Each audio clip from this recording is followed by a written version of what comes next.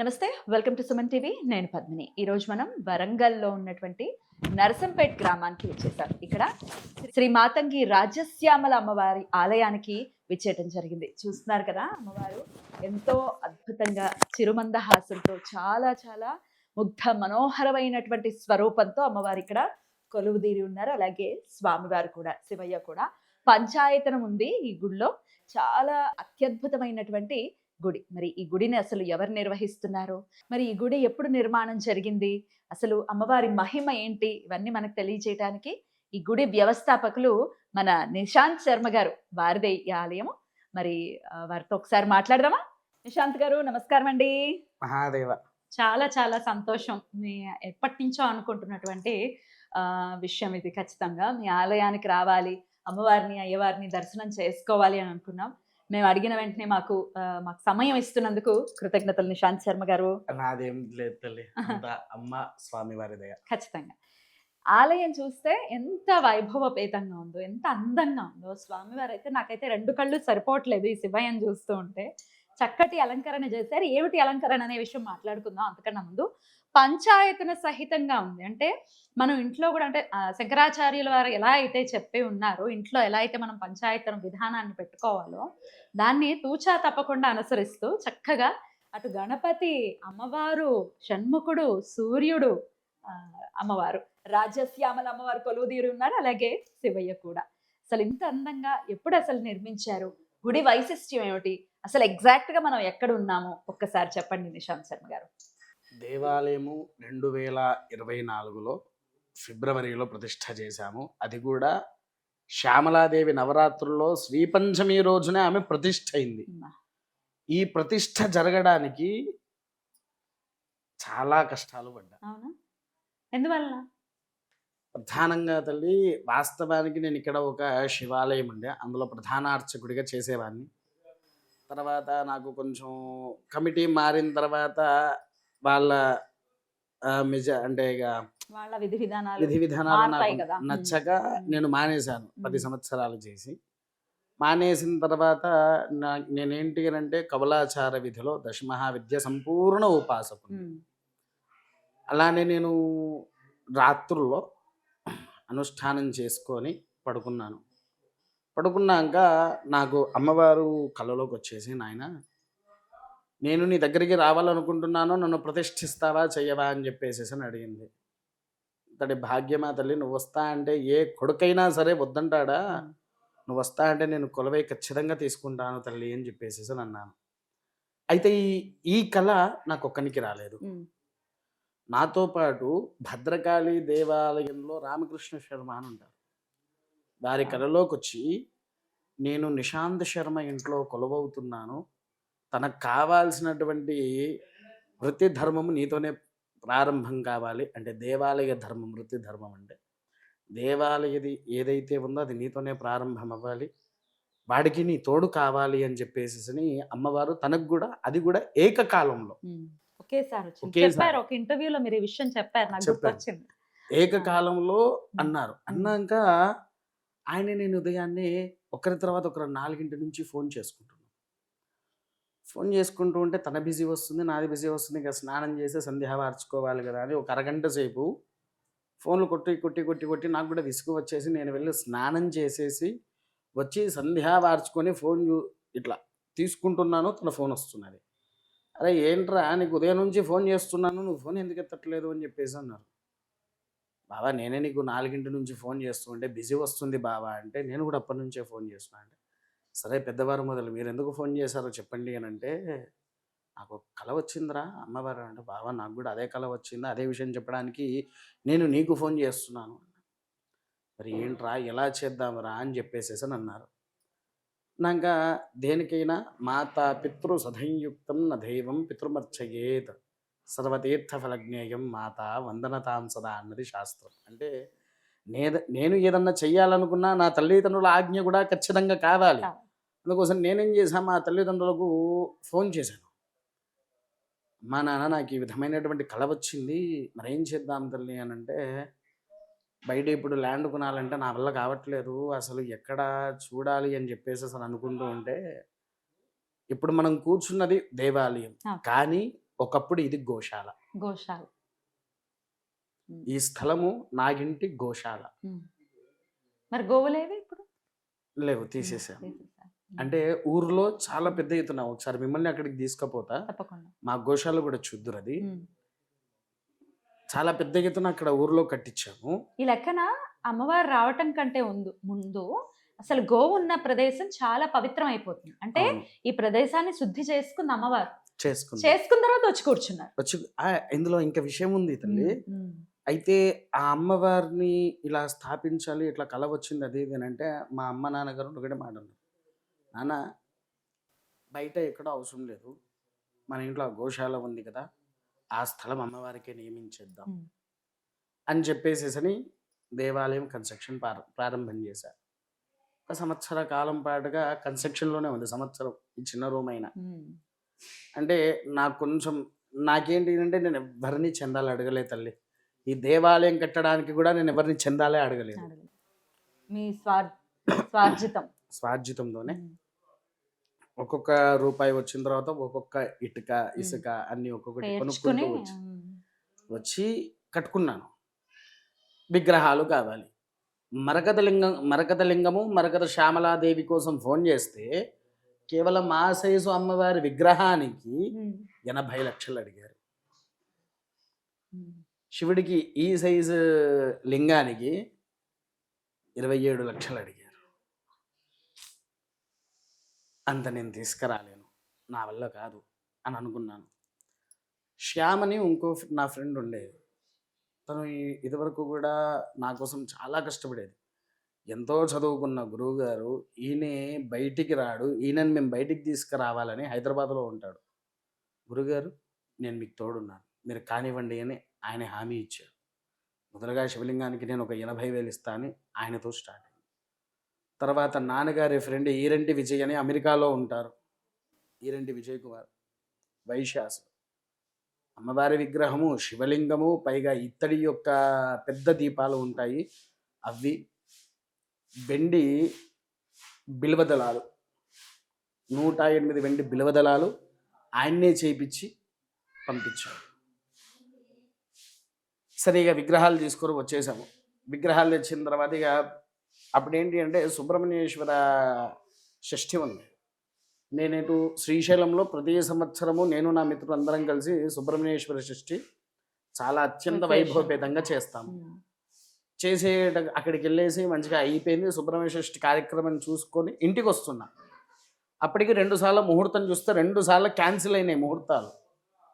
తల్లి నువ్వే వస్తా అన్నావు, ప్రతిష్ఠ చేస్తా అని చెప్పేసేసి నీకు మాట కూడా ఇచ్చిన, ఈ 2 ముహూర్తాలు ఎందుకు కుదరట్లేదంటే, నీవు పెట్టే ముహూర్తానికి నేను ఎందుకు వస్తాను, నేను ఎప్పుడు రావాలో నేను ఆ రోజు వస్తాను, కానీ ఆ రోజు నుంచి నువ్వు అనుభవించే కష్టాలు బాగుంటాయి అని చెప్పింది. కష్టాలే కదా చిన్నప్పటి నుంచి, బెదిరిపోలేదు, కష్టాలే కదా చిన్నప్పటి నుంచి. కష్టం ఇక ఎవరికైనా ఉండేది, ఏ మానవుడైనా కష్టపడాల్సిందే అని చెప్పేసి అనుకున్నా. సరే తల్లి అన్న, అంతే, ఇంకేమనలేదు. అక్కడ కళ్యాణం అన్నీ అయిపోయిన తర్వాత సుబ్రహ్మణ్య షష్ఠి అయిపోయి శ్రీశైలం కొండ దిగుతున్నా, అంతే సిగ్నల్ వచ్చింది. బరసెట్టి ఫోన్లు, మా గురువు గారు, మా మామయ్య గారు, నా ఫ్రెండ్స్ సుమారు ఒక 15 మంది ఒకేసారి ఫోన్ చేసి శ్రీపంచమి రోజున అమ్మవారిని ప్రతిష్ఠ చేయని అందరి నోట్ల నుంచి ఒకటే మాట వచ్చింది, ఇదే కావచ్చు ఆ అమ్మ పిలుపు అనుకున్నా. అప్పట్లో ఏం చేశానంటే వెండి యంత్రాలు అన్నిటి కింద పెట్టే యంత్రాలు తెప్పించిన. సుమారు ఒక 1000 మంది బ్రాహ్మణులతో శ్యామల యంత్రానికి జపం చేయించాను. 1000 మంది బ్రాహ్మణులతో చేయించిన తర్వాత విగ్రహం కింద ప్రతిష్ఠ జరిగిన కిందనే ఉంటుంది. అయితే ఆ అంతా అయిపోయిన తర్వాత మనం అక్కడ నుంచి రాగానే నాన్నగారి విషయం చెప్పగానే ఇంకా కన్స్ట్రక్షన్ కొంచెం తొందరగా స్టార్ట్ అయిపోయింది. మా నాన్నగారికి ఆరోగ్య సమస్య మొదలైంది. మంచిగా ఉన్న వ్యక్తి సడన్గా ఆరోగ్య సమస్యలు.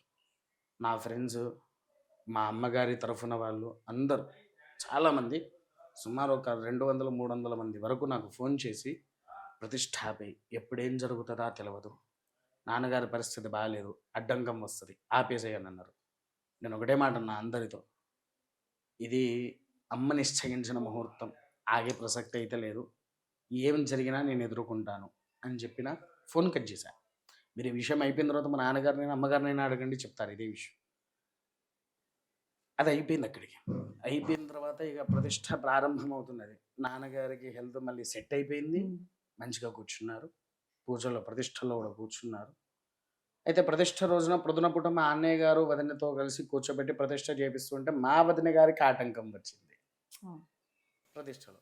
నేనేం చేశాను, నాతో పాటు వేద పాఠశాలలో చదువుకున్న నా ఫ్రెండ్ నరేష్ అని రాజమండ్రిలో ఉంటాడు. వాడి ధర్మపత్నిని కూర్చోబెట్టి మీరు ప్రతిష్టలో కూర్చోండి అని చెప్పాను. వాళ్ళిద్దరు ప్రతిష్టలో కూర్చున్నారు. కూర్చున్న తర్వాత ఆ సాయంకాలంలో విగ్రహాలు మనం ఏం చేస్తాము, మొదలు ఉదయం నుంచి చేసిన వీటికి పంచాధికాలు చేస్తాం. ఏంటిది? అధివాసాలు. జలాధివాసం చేసేటప్పుడు అన్ని యంత్రాలు కింద పెట్టి వాటి మీద విగ్రహాలను విగ్రహాలు పెట్టేసిన తర్వాత మొత్తం జలాలు మొత్తం పోసేసారు. జలాధివాసం పరిపూర్ణమైపోయింది. తెల్లారి లేచిన తర్వాత అందులో ఉన్నటువంటి నీరు ఏదైతే ఉందో అది మొత్తం తీసివేసేసిన తర్వాత విగ్రహాలను తీశాను. కింద పెట్టినటువంటి యంత్రంలో అన్ని యంత్రాలు ఉన్నాయి, కానీ రాజశ్యామలాదేవి యంత్రం కనిపించట్లేదు మాకు. అలా అని చెప్పి వీడియోస్లో చూసినాం. మేము పెట్టింది ఉన్నది, నీళ్లు పోసేది మొత్తం అందులో రికార్డ్ అయ్యి ఉన్నది, కానీ యంత్రం ఏమైందో అర్థం కావట్లేదు.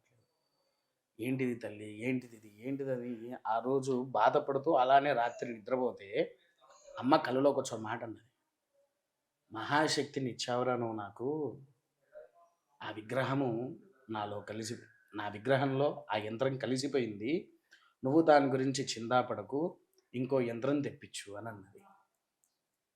సంతోషము తల్లి అన్న అప్పటికప్పుడు మళ్ళీ ఇంకో యంత్రం తెప్పించి రాజశ్యామలాదేవిది వెండిదే, అది కూడా అప్పటికప్పుడు ఉన్న 100 మంది బ్రాహ్మణులు నాతో పాటు వేద పాఠశాలలో చదువుకున్న వాళ్ళు, నాకు తెలిసిన వాళ్ళందరినీ, మామ నా దగ్గర కాస్త డబ్బులు తక్కువగా ఉన్నాయి, నేను మీకు దక్షిణ అయితే ఇస్తా, నా కోసం రండిరా, ఈ యొక్క జపం చేసి వెళ్ళండిరా, ప్రతిష్ట మధ్యలో ఆగిపోతుంటే పాపం వాళ్ళు ఎక్కడెక్కడి నుంచో నా కోసం వచ్చి ఇక్కడ కూర్చొని దానికి సంపూర్ణమైన శక్తి 100 మంది బ్రాహ్మణులతో ఆ 3 రోజులు చేయించారు.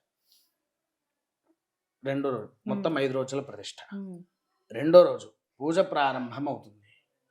మా అమ్మగారు వాళ్ళ నాన్న ఐసీయూలో పడ్డారు, మా తాతగారు. ఇటు ఇంట్లో అటు బయట అందరూ, అరే మళ్ళీ ఆటంకం వచ్చేలా అస్సలు అవ్వదు అని చెప్పేసి అన్నా. అది కూడా విజయవంతంగా అమ్మవారు ప్రతిష్ట జరిగింది. ప్రతిష్ట అయిన తర్వాత మామూలుగా నేను అమ్మవారికి ప్రతి అమావాస్యకు ప్రతిరోజు నిత్య ధూప దీప నైవేద్యాలు, ఖచ్చితంగా మాత్రం ప్రతి అమావాస్యకు 18 రకాల హారతులు ఉంటాయి అమ్మవారివి. అదేంటి అని అంటే ఏకహారతి దగ్గర నుంచి నక్షత్ర హారతి వరకు ఉంచి ఒకే ఒక్క హారతి మీరు ఇవాళ ప్రత్యక్షంగా చూస్తారు. ఆ హారతిని మద్యపానముతో అమ్మవారికి హారతిస్తాం. ఆ హారతి ఎందుకోసమనంటే ఇది ఆ అమ్మ నిర్ణయం. ఎందుకంటే శ్యామలాదేవికి 2 మాతంగి మధుకైట భావిని రసజ్ఞతి మధుక వాసిక నర్జని తాంబూలాంగ్రహతీష్వ సురాపాన సేవిత అమ్మవారిది. అంటే అమ్మవారికి నైవేద్యం అసలు ఏంటో తెలుసా తల్లి? తమలపాకు తీసుకొని దాంట్లో సోంపు పొడి వేసి కొద్దిగా సున్నం వేసి బాగా దంచి నూరాలి. దంచిన తర్వాత ముద్ద అవుతుంది కదా, ఇంకో తమలపాకులో వేసి దానిపైన తేనె వేయాలి. తేనె వేసి అది నైవేద్యం పెడితే ఆమె తృప్తిగా తింటది. తాంబూల సేవిత అని మనకు మంత్రంలో స్పష్టంగా ఉండదు. సురాపానము ఆమెకు కావాల్సింది సురాపానం. ఆ సురాపానం ఎలా తీసుకుంటే అగ్ని రూపంలో తీసుకుంటుంది. ఇప్పుడు ఈ మొత్తం అయిపోయిన తర్వాత ఉదయం నుంచి మీరు చూసే ఉంటారు, ఇక్కడ ఉన్న బ్రాహ్మణులను కూడా వచ్చి చేసిన వాళ్ళు. ఒక్కసారి నాకు చెయ్యి బాగలేక వారు మద్యపాన హారతి ఇచ్చినప్పుడు ఏం జరిగిందో నేను చెప్పడం కంటే వారి నోటి ద్వారా కూడా మీరు వినండి. మీరు ఇలా హారతిస్తూ ఉంటారు, హారతిస్తూ ఉంటే మీ చేయిలో అమ్మవారు లాక్కుంటారు తన వైపుకి, లాక్కొని నాకు ఇచ్చేయి అన్నట్టుగా ఆ హారతిని తన వైపుకి లాక్కుంటూ ఉంటుంది. అలా ఒక్కొక్కసారి అమ్మవారి చీరల మీద మొత్తం మద్యపాన మంట పడింది అని అంటే కాలుతాయి కదా చీరలు, కాలలేదు, అసలు కాలలేదు చీరలు కూడా. మంట వచ్చింది కానీ చీరలు కాదు. అమ్మ దయా అనుకున్నాం. అలా ఇంత అప్పటి నుంచి అంటే 2024 నుంచి కూడా కొలువు తీరి ఉన్నారు అమ్మవారు.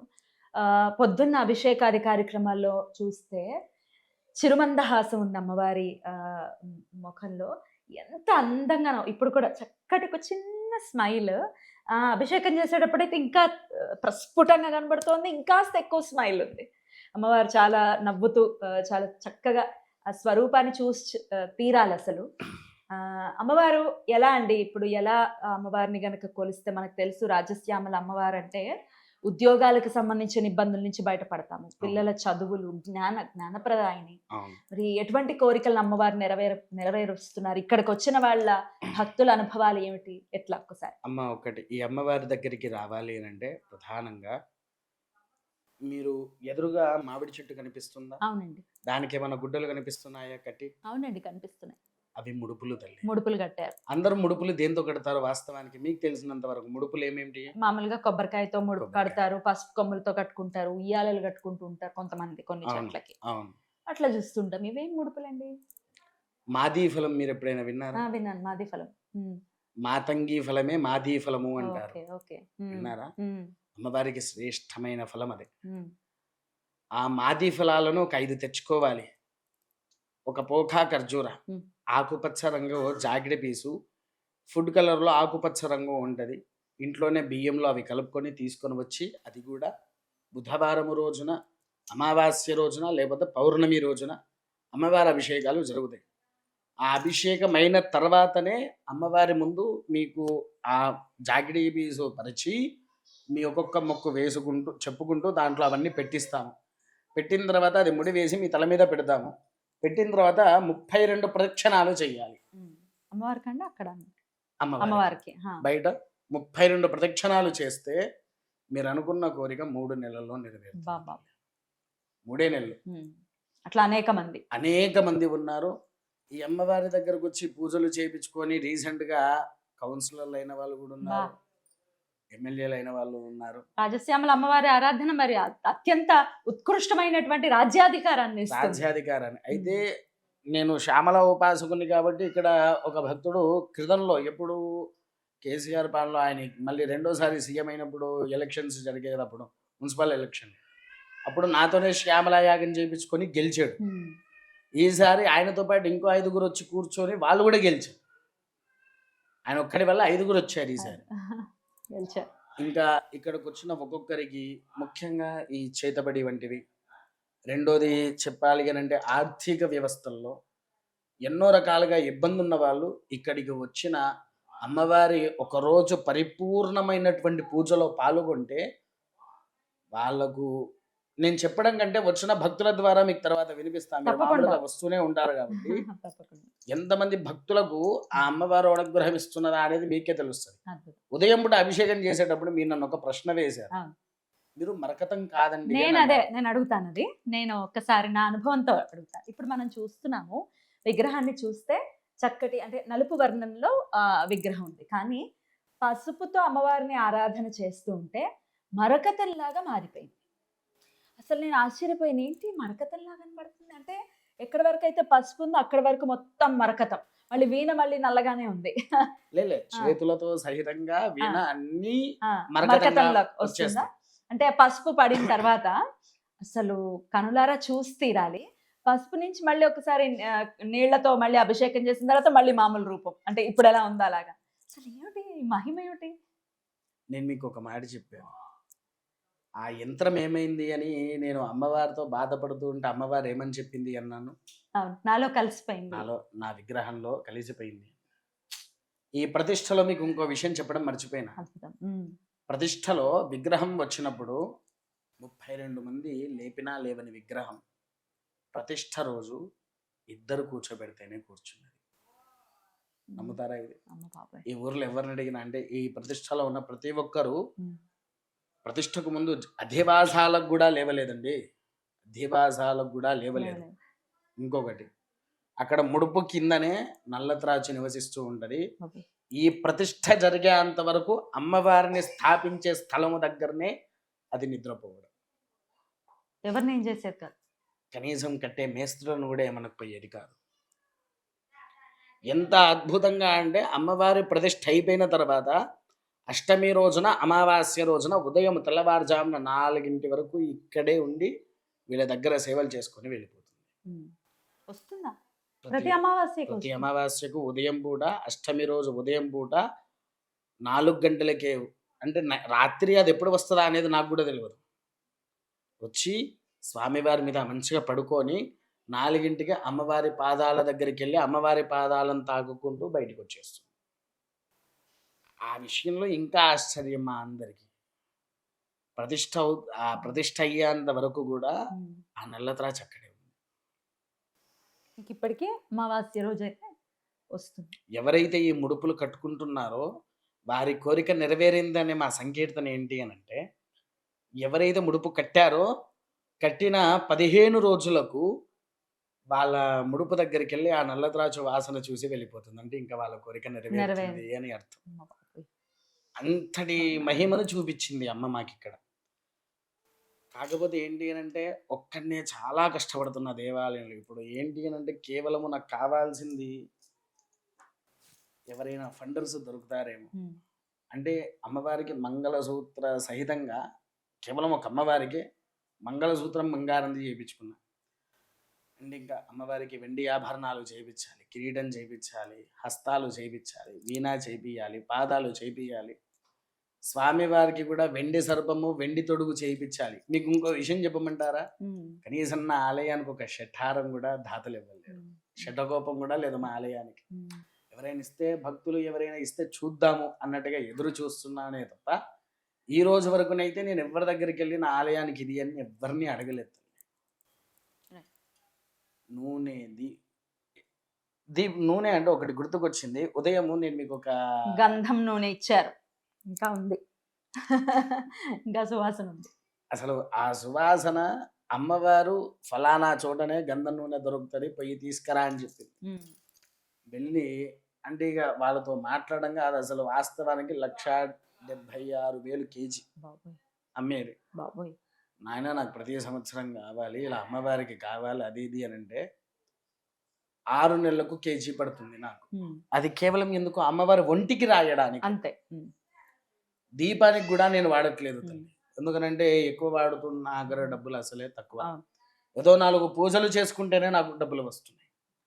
మళ్ళీ ప్రతి అమావాస్యకు ఇదే దేవాలయం తరఫున యావత్ భారతదేశం మొత్తం 1,00,000 మందికి భోజనాలు మా అమ్మ పెడుతుంది. నేను కాదు, మా అమ్మనే పెడుతుంది. ఆ అమ్మ ఇచ్చే ధనముతో అందరికీ పంపించి ఏ మనిషి కూడా ఏ రోజు కూడా ఎక్కడ కూడా ఆకలితో ఉండకూడదు. ఒక్క పూటైనా సరే స్వచ్ఛమైన నాణ్యతమైనటువంటి భోజనం వాళ్ళకు పెట్టాలి. నేను ఆలోచన చేసి నాకు తోచినంత అందరికి పంపించి అందరిని ఒక యూనిటీ తయారు చేసి మనిషికి 500 చొప్పున వేయించి తయారు చేసి 1,00,000 మందికి భోజనాలు పెట్టిస్తున్నాను. ప్రతి అమావాస్యకి ప్రతి జరుగుతుంది. అమావాస్య. ఏమి అద్భుతం. ఎగ్జాక్ట్ గా ఎక్కడ ఉన్నాం ఇప్పుడు మనం నర్సంపేటలో ఉన్నాము. నర్సంపేట అంటే వరంగల్ జిల్లా దగ్గర. ఎగ్జాక్ట్లీ ఎక్కడున్నాం, ఎలా చేరుకోవాలండి ఇక్కడికి? మనకు వచ్చేసేసి వరంగల్ నుంచి 32 కిలోమీటర్లు నర్సంపేట. ఉమ్. ఇక్కడ శాంతినగర్ ఉమ్. అంటే బైపాస్, వరంగల్ నుంచి బైపాస్ రోడ్లో రాగానే మెహబాద్ బైపాస్ అంటారు. రాగానే ఏసీపీ ఆఫీస్ వస్తుంది. దాని వెనక వైపే శాంతినగర్ అంటే వస్తుంది. శాంతినగర్లో వచ్చేసి లేదా మీరు rajashyamala.org అని టైప్ చేస్తే మన వెబ్సైట్ ఓపెన్ అవుతుంది గూగుల్లో. అది లొకేషన్ ఓపెన్ చేసుకొని నేరుగా అయినా రావచ్చు. గూగుల్లో లొకేషన్ ఉంటుంది. లేదా ఈ వీడియోలో ఈ గుడికి సంబంధించిన లొకేషన్ నేను డిస్క్రిప్షన్ లో ఇస్తాను. చక్కగా దాన్ని ఓపెన్ చేసుకునైనా ఖచ్చితంగా వరంగల్ అంటే అటు హైదరాబాద్కి ఏమంత దూరం కాదు, ఇటు విజయవాడకి ఏమంత దూరం కాదు. సో ఖచ్చితంగా దర్శనం చేసుకునేటటువంటి ప్రయత్నం చేయండి. ఉద్యోగానికైతే ఇంకా తిరుగులేదు. ఇంకా ఆ కోరిక ఈ కోరిక అని కాదు, ఏ కోరికైనా నెరవేరుతుంది అని చెప్పడంలో సందేహం లేదు. సందేహం అయితే లేదు. అయితే మీకు ఇంకో విషయం చెప్పమంటారా? చెప్పండి. ఈ ఆలయంలో మాత్రం ఒక 2 పేర్లు చెప్పదే ఉచితం. ఎవరు అనుకుంటున్నారు? No idea. నేను ఒక రైతు బిడ్డను అని చెప్పుకున్న వాళ్లకు రూపాయి కూడా తీసుకోకుండా ఫ్రీగా పూజలు చేస్తాను. నేను ఒక భారతదేశ సైనికుణ్ణి అని చెప్పుకున్న వారికి మాత్రం ఖచ్చితంగా నేను ఈ దేవాలయం ఉన్నంత వరకు వీరిద్దరికి మాత్రం ఎప్పటికీ ఉచితంగానే పూజలు. అద్భుతం అండి. అద్భుతం. నిజంగా ఎంతటి సత్సంకల్పం ఇది. ఆ ఇద్దరే వెన్నుపట్టు భారతదేశానికి ఖచ్చితంగా. జై జవాన్ జై కిసాన్ అని అంటూ ఉంటారు అవునమ్మా. కాబట్టి. ఆ ఇద్దరే నిజంగా వాళ్ళు కావాలి. చాలా చక్కటి సంకల్పం ఇదంతా. జ్ఞానాన్ని ఇచ్చేటటువంటి ఆ తల్లి చెంతనున్నారు. ఆ తల్లి సేవ చేస్తున్నారు. మరి రాక మానుతుందా? ఖచ్చితంగా. శ్యామలమ్మని ఈ పిల్లలకి మాటలు సరిగ్గా రావట్లేదు. లేకపోతే పిల్లలు మాట వినట్లేదు. చాలా ఇవాళ రేపు మనం చూస్తున్నాం చాలా హైపర్‌గా ఉంటారు. లేదంటే అసలు చాలా పాపం చాలా డల్‌గా ఉంటారు. అవునమ్మా. అలాంటి వాళ్ళకి కూడా ఖచ్చితంగా శ్యామలమ్మ ఆరాధన చేయాలి అంటారు. మీరేం అవును. చెప్తారు? అమ్మ అది 100% ఎందుకనంటే శ్యామల సరస్వతికాం చైవ అని ఉన్నది. అంటే సరస్వతి, శ్యామల, మాతంగి ముగ్గురు ఒకటే. అయితే ఇక్కడికి ఏంటి అనంటే సరస్వతీదేవి మరో రూపాలే మాతంగి, రాజశ్యామల. ఈ ఆలయంలో వచ్చేసేసి పిల్లలకి ఎలా ఉంటుంది అనంటే కుదిరిన వాళ్ళు మాఘ పంచమి రోజున, శ్రీ పంచమి రోజున వచ్చిన వారికి నాలిక మీద బీజాక్షరాలు వేస్తున్నాము బీజాక్షరాలు వేస్తారు. తేనెతోని. అద్భుతమైన మాటలు వచ్చిన వాళ్ళు ఉన్నారు. ఇది గత 2 సంవత్సరాల నుంచిగా.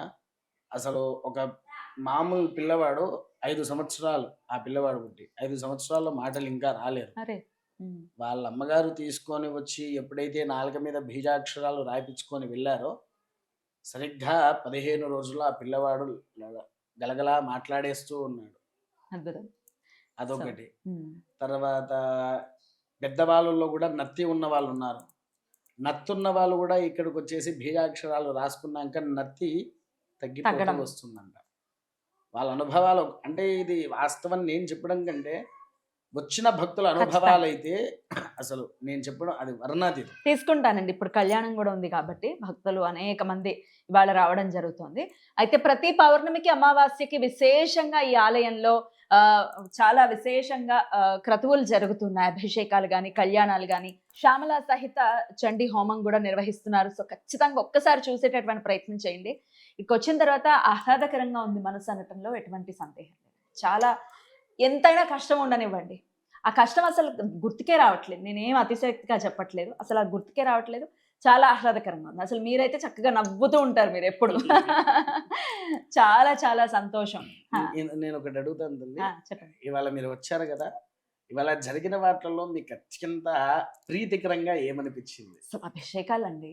అమ్మవారు నవ్వుతూ ఉంటే ఇంక నాకు 2 కళ్ళు సరిపోలేదు. ఇంకొకటేంటంటే అభిషేకం చేసేటప్పుడు అమ్మవారి కళ్ళని చూస్తుంటే అసలు చూస్తోంది అమ్మవారు అనిపించింది నాకు. నేను మీకు వెంటనే చెప్పాను గూడా. అవును. అమ్మ చూస్తోందండి అని. అమ్మ బాబోయ్! ఇంత ఇంత అంటే వేద పండితుల ఆధ్వర్యంలో జరగటం, ఇంత నిష్ఠతో అన్ని ద్రవ్యాలతో చేస్తున్నారు. ఇది ప్రతిసారి ఉంటుంది. ప్రతి ప్రతి అమావాస్యకు ఇంతే, పౌర్ణమికి ప్రతి ఉంది. పౌర్ణమికి. మీరు అనేక వీడియోల్లో మన వీడియోలో గూడా మనం మాట్లాడాం. నల్ల కుంకుమ అయితే ఏంటి, సూర్యగంధం అయితే ఏంటి, ఇట్లా చాలా మనకి చెప్తూ ఉన్నారు. నేను చూస్తూ ఉన్నాను. ఎప్పుడు మీరే మీరే మీ ద్వారానే ఫస్ట్ టైమ్ వినటం. అసలు అన్నెన్ని రకాల గంధాలు గానీ, లేకపోతే అన్ని కుంకుమలు గానీ మీ ద్వారానే వినటం. ఏంటిది దీనికి ఎందుకింత వైశిష్ట్యం ఉంటుంది అని అనుకున్నా. అప్పుడు మీరు అభిషేకం జరుగుతుంటే ఒక విషయం జెప్పారు. అదొక్కసారి ప్రేక్షకులకు చెప్పండి. అమ్మవారికి అభిషేకం చేసిన కుంకుమని ఏం చేస్తారు? కుంకుమ ఓకే. గాని, పసుపు గాని, కుబేర కుంకుమ గాని అన్నీ. విషయం ఏంటంటే తల్లి, ఉదయం పూట మనం జరిగిన ఏదైతే అభిషేకాలు ఉన్నాయో, ఆ కుంకుమలన్నిటిని గూడా గంధాలు అన్నిటిని తీసుకొని వచ్చి, వాటితో అందరికీ కుబేర కుంకుమ, సూర్యగంధము, శ్వేతగంధము, లక్ష్మీ బృహస్పతి గంధము, స్వచ్ఛమైన శ్రీగంధము ఇవన్నీ తయారు చేయడం అనేటువంటిది నాకు ఆ అమ్మవారు ఇచ్చినటువంటి గొప్ప వరము. ఏవైతే అమ్మవారి మీద వేసినటువంటి ద్రవ్యాలను పసుపు కుంకుమలో సహితంగా నీడలో ఎండపెట్టి వాటిని మనకు కావాల్సినటువంటి రోగానికైనా సరే ఈ గంధము వాడితే రోగ నివారణ అవుతుంది నాన్న అని అమ్మవారు చెప్పినటువంటి విధి తత్వంలోనే వాటిని తయారు చేయడం జరిగింది. అందుకోసమే ఆ గంధాలు ఏవైనా సరే ఉదయం అభిషేకాల్లో మీకు నల్ల కుంకుమ సహితంగా ప్రత్యక్షంగా చేశాము. చేశారు. నల్ల కుంకుమని గూడా మనం నల్లగా అది కుంకుమ పడుతుంటే చెప్పారు కూడా అది నల్ల కుంకుమ అని చెప్పి. అద్భుతం అండి. అద్భుతం. అలా ఏంటి అనంటే ప్రతి ఒక్కటి హ్మ్. నేను అమ్మవారికి చేసిందే హ్మ్.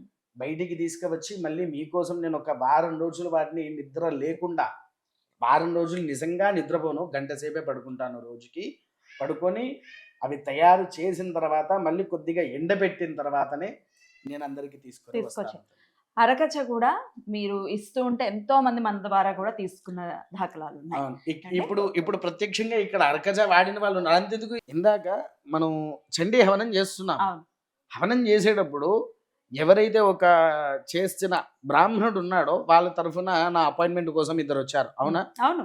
వాళ్ళు కూడా ఏం తీసుకున్నారు నా దగ్గర? అరకచ తీసుకుని వెళ్ళారు. చాలా అద్భుతం అండి. అది కూడా అమ్మవారి దగ్గర, అమ్మవారి అమ్మవారి దగ్గర పాదాల దగ్గర ఉంటుంది. అమ్మవారి దగ్గర తయారు చేస్తామంటే అది అవును. అడవిలో తయారు చేస్తాము. అవును. అడవిలో తయారు చేసి తీసుకొని వచ్చి ఒకరోజు సంపూర్ణంగా అమ్మవారి పాదాలకు ఈ వీణ దగ్గర ఈ ఇటుమూల దగ్గర నుంచి ఇటుమూల వరకు మొత్తం అదంతా కనిపించకుండా అద్దేస్తాము. ఓకే.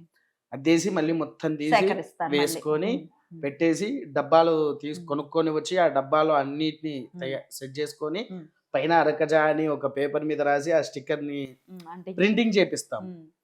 అరకజ అనేది చిన్న చిన్నగా ప్రింటింగ్ చేపించి దాని మీద స్టిక్కర్ తో అతికిచ్చేసేసి పంపిస్తున్నాను. ఈ అరగజ ఉపయోగాలు ఏంటి అసలు? ఇప్పటిదాకా చూడని వాళ్ళకి ఉపయోగపడుతుంది, ఒకసారి చెప్పండి. అరగజ అసలు ఎందుకు వాడాలి?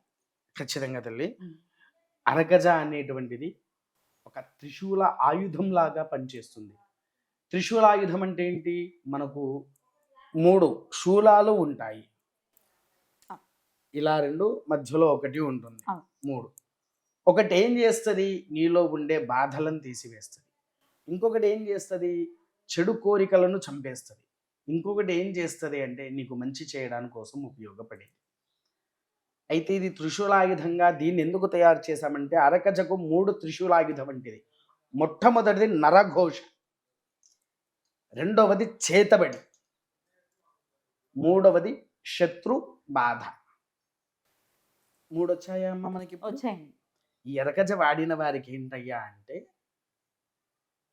కొంతమంది నా దగ్గరకు వస్తూనే ఉంటారు, మీరు కూడా చూసే ఉన్నారు, చేతబడి జరిగిన వాళ్ళు వస్తూ ఉన్నారు. ఆ చేతబడి ఉన్నవారు ప్రతిరోజు అంటే అయిపోయింది అని అంటే ఇంకో డబ్బా తెచ్చుకొని మళ్ళీ దాన్ని పెట్టుకుంటూనే ఉండాలి. అలా ప్రతిరోజు పెట్టుకుంటూ ఉంటే ఇప్పుడు ఈ జ్వరం వచ్చిన వారికి ఒక టాబ్లెట్ వేసుకుంటే ఎలా అయితే తగ్గుతూ జ్వరం తగ్గిపోతుందో, ఈ అరకజ బొట్టు పెట్టుకుంటూ ఉంటే మీరు లక్షల పూజలు చేసుకోవడానికి కూడా ఆస్కారం లేదు. కేవలం ఈ యొక్క అరకజనే నీలో ఉన్నటువంటి నెగిటివ్ ఎనర్జీని తీసేస్తుంది. రెండవది, అమ్మో నాకు ఇంతమంది శత్రువులు తయారయ్యారు, ఎప్పుడు ఎవరు చంపేస్తారా తెలియదని ఎంతోమంది బాధల్లో ఉంటారు. ఆ బాధల్లో నుంచి బయటపడేది, శత్రువుని కూడా మన దగ్గరికి రానియకుండా చేసే ఆయుధం అరగజ. బా నేను బయటికి వెళ్తే చాలు నన్ను చూసి అందరూ దిష్టి పెడుతున్నారు, పిల్లల్ని బయటికి తీసుకపోతే చాలు దిష్టి తాకుతుంది ఉంటారు కదా. మనం ఎన్నో విధాలతో దిష్టులు తీస్తూ ఉంటాం. ఈ బొట్టు పెట్టుకుంటే నువ్వు ఎక్కడికి వెళ్ళినా దిష్టి అనేది తాకదు. అంతటి యోగ్యత ఉన్నది కేవలం ఏకైక రక్ష. ఆ సాక్షాత్కారంగా సంపూర్ణ దశమహావిద్య దేవతలు కలిపి నిర్ణయించినటువంటి స్థితినే అరకజ. అందుకోసం ఈ అరకజ ఎవరైతే వాడతారో వారికి సంపూర్ణమైనటువంటి అనుగ్రహము ఆ తల్లి దయ వల్ల ఉంటుందని చెప్పేసేసనే దాన్ని బయటికి తీసుకొని వచ్చిన. అద్భుతం. కావాలి అనుకునే వాళ్ళు స్క్రీన్ మీద కనిపిస్తున్నటువంటి నంబర్స్ కి మీరు కాంటాక్ట్ చేయొచ్చు. సో ఇప్పటిదాకా అయితే చాలా మంది తీసుకున్నారు, తీసుకుని కూడా ఈ దృష్టి దోషాలు ఏవైతే ఉన్నాయో వీటి నుంచి బయటపడడం అనేది చూస్తున్నాం. అట్లాగే ఒకసారి అయ్యవారి గురించి కూడా మాట్లాడదాం. అసలు అలంకరణ, శివయ్యకి అలంకరణ అంటే ప్రపంచంలో ఎక్కడ ఉండదు. ఒక అరుణాచలంలో మాత్రం ఆ పీత కుచాంబ అడగడం చేత స్వామివారి అలంకారం కూడా చేయించుకుంటున్నారు అనేది మనందరికీ విదితమే. అయితే ఇక్కడ మాత్రం చాలా, నాకైతే ఎంత ముద్దొస్తున్నాడో చెప్పలేను, నా దృష్టే తగులుతుందేమో, శివయ్యకి తగలకుండా ఉండాలి. చాలా అందంగా మీరు చక్కగా స్వామివారిని అలంకరణ చేశారు, స్వామివారికి అలంకరణ చేశారు. అయితే గవ్వలు కనబడుతూ ఉన్నాయి మాకు. ఏమిటి ఈ అలంకరణ విశిష్టత ఒకసారి చెప్పండి, స్వామివారు చేసే లీలలు కూడా ఒకసారి చెప్పండి. మీకు గవ్వలంటే ఏ గవ్వలు కనిపిస్తున్నాయి తల్లి? మాకు గవ్వలంటే పెద్ద తేడా ఏం తెలియదండి, ఒకే గవ్వలు. లక్ష్మీ గవ్వలు కాదా ఇవి? కాదండి, కాదు, శ్వేత గవ్వలు. శ్వేత గవ్వలు అంటే మీకు పూజా స్టోర్స్ లలో తెల్ల గవ్వలు అని అంటే ఇస్తారు. శ్వేత మొత్తం చూడండి తెల్లగా ఉన్నాయి. ఎక్కడ ఏ చోట కూడా మీకు ఏం తేడా లేకుండా పూర్తిగా తెల్లదనంలో ఉంటుంది. అవునా? మామూలు లక్ష్మీ గవ్వలు అయితే పసుపు వర్ణం ఉంటుంది మధ్యలో, పసుపు వర్ణం. దిష్టికి వాటికి బండికి కట్టే గవ్వలు వేరే ఉంటాయి. అవి వట్టిగా పల్చగా ఉంటాయి. ఇది పల్చగా కూడా ఉండదు. పట్టుకొని చూడమ్మా. పల్చగా ఏం లేదు, అసలు మంచి ఇదిగానే రైట్. సంపూర్ణంగా తెలుపుదనంతో ముందు వెనక ఎటువైపు చూడు మీకు అదే తెలుపుదనం ఉంటుంది. అవును అవును, లోపల కూడా ఉంది అదే తెలుపుదనం. హా. ఏంటి అసలు ఎక్కడ ఇవి ఇలాగే ప్రకృతిలో మనకి దొరుకుతాయా? ప్రకృతి సహజంగా తయారయ్యేటువంటి శ్వేత గవ్వలు అవి. ఉమ్, ఉమ్, తంత్ర విద్యలో ఎక్కువగా ఉపయోగించేటువంటి గవ్వలని అంటారు. ఉమ్, ఎందుకోసము ఒక మనిషికి నరఘోష అనేది బాగా తాకుతూ ఉంటుంది. అయితే దీనికంటూ ఒక సిద్ధాంతం ఉంది తల్లి. పూర్వం ఏంటి అని అంటే వాస్తవానికి ఇంద్రుడు ఉన్నాడు. ఇంద్రుడికి ఎన్ని కళ్ళు ఉంటాయి తల్లి? వెయ్యండి. 1000 కళ్ళు. ఇంద్రుడికి 1000 కళ్ళు రావడానికి స్థితి ఎవరిదో తెలుసా? పోనీ ఇంద్రుడి కంటే ముందు ఆ 1000 కళ్ళు ఎవరికి ఉంటాయో తెలుసా? తెలియదు. పరమేశ్వరుడు. ఈశ్వరుడికేనా? ఈశ్వరుడిదే ఆ 1000 కళ్ళు. ఉమ్. ఎందుకంటే త్రినేత్రుడు అని మనకు తెలుసు త్రినే కానీ, ఆ త్రినేత్రుడు అనే పదం ఎప్పుడు వచ్చింది? పరాశక్తి దేవి వల్ల వచ్చింది. ఉమ్, పరాశక్తి ఎవరు? ఆది పరాశక్తి అంటాం మనం. ఉమ్, అవునా? ఉమ్, అయితే విషయం ఏంటంటే త్రినేత్రధారి కాకముందుకి ఆయన సహస్రనేత్రధారి. మనము శివ సహస్రనామావళిలో చూడండి. సహస్రనేత్రధారాధే నమః, అంధకాసుర శోధనాయ నమః. అంధకాసురుడు ఈయన కొడుకు, ఉమ్, మహారాక్షసుడు. ఉమ్. ఈయనకు పార్వతీదేవి గర్భంలో జన్మించినందుకే షణ్ముఖుడు నేను నీ గడపలో పుట్టా అని చెప్పేసేసని పార్వతీదేవిని అన్నాడు. Okay. షణ్ముఖుడు వీళ్ళ గర్భంలోకి రాకముందుకు ఆయనకున్న పేరు సనత్ కుమారుడు. సనత్ కుమారుడు, అవును. సనత్ కుమారుడు దగ్గరికి వెళ్ళి పార్వతీదేవి అడుగుతుంది, నా గడపలో పుట్టు నాయన అంటే, నేను ఈ గడపలో పుట్టనే పుట్టను అని చెప్పాడు. ఎందుకంటే శివుడికి మాత్రమే పుడతానంటే, పుడతా అంటాడు. నీకే కొడుగ్గా పుడతాను అంటే, ఆయనకు పుట్టాలంటే నాకు పుట్టాలి అని అంటుంది. అవును, పార్వతీదేవి. అంధకాసురుడు నీ గర్భంలో జన్మించుండు, ఆ గర్భంలో నేను ఎలా జన్మిస్తా ఆ, అని. అందుకు ఆ యుద్ధం అన్నట్టు. లేకపోతే అసలు ఉమ్, పార్వతీదేవి ఇక్కడ అడగంగానే పుట్టేవాడు వాస్తవానికి. ఆ, అయితే ఈ అంధకాసురుని సంహరించడానికి కోసము ఇంద్రుడి యొక్క ఆ విషయంలో, నాయన ఇంద్ర ఇది పరిస్థితి, నాకేదో ఒకటి చెయ్యండి, నీ 1000 కళ్ళు నాకు ఇచ్చేసి. ఉమ్. ఇంద్రుడు. ఇంద్రుడు 1000 కళ్ళు ఇస్తాడు. ఉమ్, 1000 కళ్ళు ఇచ్చిన తర్వాత ఆ అంధకాసురుని సంహరించేటప్పుడే వాస్తు ఉంటా. మనం ఇంటికి కావాల్సి అంటే వాస్తు కావాలి అని అంటాం. అవును, అవును. ఆ వాస్తు పురుషుడు జన్మించింది ఆ అంధకాసురుడికి శివుడికి జరిగిన యుద్ధంలో. ఓ, ఓకే. ఉమ్, విన్నారా? ఓకే. ఆ యుద్ధంలో వాస్తు పురుషుడు అనేటువంటి వాడు ఉద్భవించాడు. ఉమ్, అట్లా ఉండేది. ఇది ఈ సహస్ర నేత్రాలు ఆయనకి ఇచ్చిన తర్వాత ఆయన ఇంద్రుడు ఒకేసారి పరమేశ్వరుడి శక్తి ఎవరైనా తాళాలంటే మామూలు విషయమా? అస్సలు అది పార్వతీదేవి మాత్రమే పట్టగలదు ఆయన శక్తిని. అందుకోసం ఆయనే కొన్ని అసలు ఆ నేత్రాల్లో నుంచి వచ్చేటి ఆయన అసలు జ్వాల, ఉండకపోయేసరికి వేడి. వేడి తట్టుకోలేకపోయేసరికి స్వామి అని అంటే, నాయన ఇది ఏంటి అని అంటే, ఈ సహస్ర నేత్రాలు అని సృష్టిని కాపాడేటివి.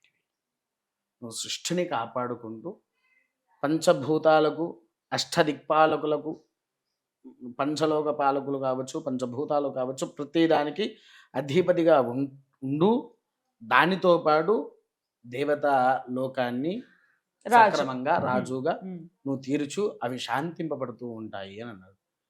వీడికి ఇంకోటి కావాల్సింది ఏది? సహస్రనేత్రాలకు వజ్రాయుధం. ఉమ్, సహస్రనేత్రాలకు ఇంకో శక్తిని కొంచెం తగ్గించాలన్నా వజ్రాయుధం తయారు ఉండాలి. ఉమ్, అప్పుడు ఆయన కోసం వజ్రాయుధాన్ని తయారు చేయించి ఆ ఈశ్వరుడు తనకు అందింపజేశాడు. అలా అప్పటి నుంచి ఆ పరమేశ్వరుడికి ఈ శ్వేత గవ్వలను, వాస్తవానికి నేను కేవలము ఈ శ్వేత గవ్వలనే పెట్టాను. ఈ శ్వేత గవ్వలకు పైన నల్ల చుక్కలు పెట్టుకుంటా స్వామి వారికి అలంకరణ చెయ్యాలి. చెయ్యాలి. ఓకే. చేస్తే ఏంటి, మనలో ఉండే నరఘోష కానీ దిష్టి కానివ్వండి ఏది ఉన్నా ఉమ్, ఈ గవ్వలు తీసుకుపోయి మన ఇంట్లో పెట్టుకుంటే మనకు ఎట్టి పరిస్థితుల్లో కూడా ఆ దిష్టి అనేది తాకదు. ఓకే. ఇట్లా అర్చన చేసినవి అనేటువంటి. ఇస్తారండి మీ భక్తులకి? ఖచ్చితంగా ఇస్తామండి. ఇది కూడా ఎప్పుడు జరుగుతుంది అని అంటే, ఈ పూజ ఏదో పౌర్ణమిలలో ఎప్పుడో పడితే కాదు, కేవలం చైత్ర పౌర్ణమి రోజు మాత్రమే ఈ విధమైన అలంకరణ. అది ఏ రోజు పడితే ఆ రోజు ఉండదు. ఇవ్వరు. ఈ చైత్ర పౌర్ణమికి ఎందుకు అనంటే, ఈయనకు సహస్ర నేత్రాలు ఇచ్చింది, ఇంద్రుడికి సహస్ర నేత్రాలు ఇచ్చింది ఇదే చైత్ర మాసంలో. ఉమ్, అందుకోసమే స్వామి వారిని ఇవాళ సహస్ర నేత్రాలు. నేత్రధారిగా తయారు చేయడం ఇప్పుడు అనేటువంటి ఒకవేళ ఇవి ఉంటాయి, ఇంకేమైనా మిగిలితే గనక ఒకవేళ మన వాళ్ళు అడిగితే పంపిస్తారా? ఖచ్చితంగా పంపిస్తామనండి. ఉమ్. కాకపోతే ఒక్కటి ఏంటి అని అంటే, ఉచితంగా ఇస్తాయి. ఉచితంగా. ఉచితంగానే ఇస్తా, కొరియర్ ఛార్జెస్ మాత్రం తీసుకుంటాను. తీసుకో. ఎందుకంటే అది నేను పెట్టుకోలేం కదా. పెట్టుకున్నారా, ఎక్కడికైనా ఇస్తాను, ఉమ్. కొరియర్ ఛార్జెస్ ఇస్తే సరిపోతుంది. అద్భుతం అండి, అద్భుతం. ఇలా చెప్పుకుంటూ పోతే ఇంకా ఎన్నెన్నో విశేషాలు. మరి ఈరోజు క్రతువులు చూసుకుంటే అమ్మవారికి, అయ్యవారికి చాలా విశేషంగా అభిషేకాది కార్యక్రమాలు జరిగాయి. అలాగే శ్యామల సహిత చండీ హోమం జరిగింది. ఇప్పుడు 6 గంటలకి ఇక్కడ కళ్యాణం, శివపార్వతుల కళ్యాణం ఉంటుంది. అలాగే 18 రకాల హారతులు కూడా కళ్యాణానంతరం 18 రకాల హారతులు కూడా ఉంటాయి. అన్ని వీడియోలు నేను సెపరేట్‌గా అన్నీ అందిస్తాను. కనులారా వీక్షించండి. అలాగే వరంగల్ చాలా దగ్గరలో ఉంది మనకి. సో, ఖచ్చితంగా రండి, ఒకసారి దర్శనం చేసుకోండి. అమ్మవారి దర్శనం నిజంగా చెప్తున్నాను. ఇక్కడికొచ్చిన తర్వాత ఉండే ప్రశాంతత అసలు ఇంకేది గుర్తు రావట్లేదు. ప్రశాంతంగా అనిపిస్తోంది. సో, ఖచ్చితంగా వచ్చేటటువంటి ప్రయత్నం చేయండి. అమ్మవారిని, అయ్యవారిని దర్శనం చేసుకోండి. వారి కృపకి పాత్రులు కండి.